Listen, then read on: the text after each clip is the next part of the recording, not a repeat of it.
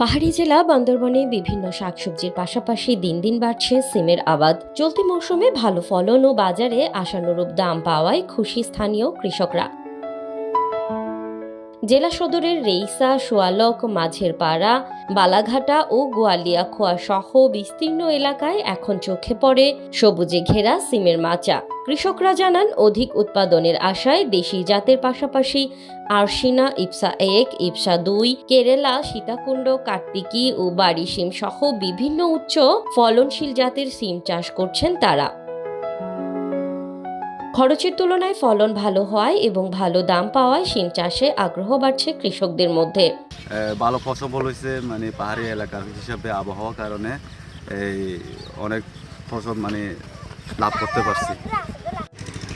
আমি এবছর 4 একর সিম ক্ষেত করছি।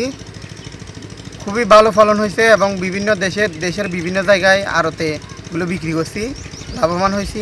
খুব ভালো সিমের ফলন হয়েছে।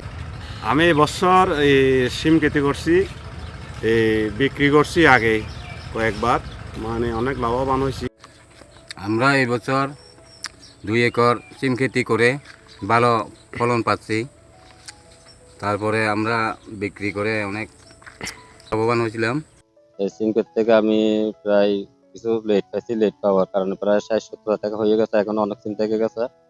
যদি সামনের যেরকম রেট পাইছে, আমি ভবিষ্যতে যদি রেটটা যদি পাই, তাহলে আমার মনে করেন 1,40,000-50,000 টাকা হয়ে যাবে। বান্দরবানে উৎপাদিত শিম স্থানীয় চাহিদা পূরণ করে পাঠানো হচ্ছে চট্টগ্রাম, কুমিল্লা ও ঢাকা সহ দেশের বিভিন্ন জেলায়। স্থানীয় পাইকারদের মতে এখানকার শিম দেশের চাহিদা পূরণ করার পাশাপাশি বিদেশেও রপ্তানি হচ্ছে। যেগুলো করে আমরা ঢাকা, চিটাগাং, নিমসা এমন বিক্রি করি।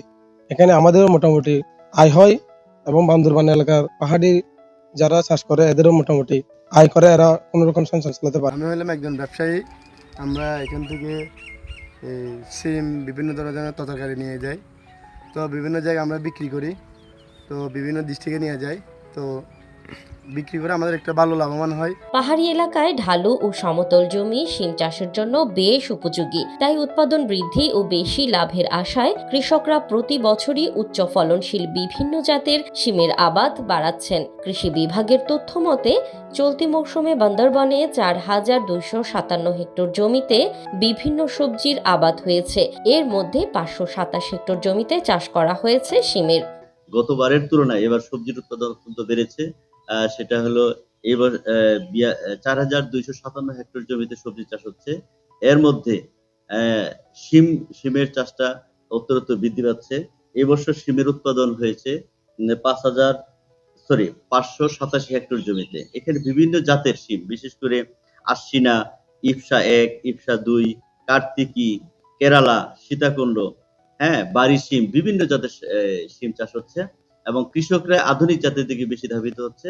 এটার উৎপাদন অনেক বেশি এবং এটার চাহিদা রয়েছে বাজারে। কৃষি বিভাগ বলছে, পাহাড়ি অঞ্চলে অনুকূল আবহাওয়া ও মাটির গুণাগুণ কাজে লাগিয়ে আধুনিক পদ্ধতিতে শিম চাষ করলে ভবিষ্যতে উৎপাদন আরও বাড়ানো সম্ভব। এতে কৃষকদের আয় বৃদ্ধির পাশাপাশি দেশের সবজির চাহিদা পূরণেও গুরুত্বপূর্ণ ভূমিকা রাখবে পাহাড়ি এই জেলা।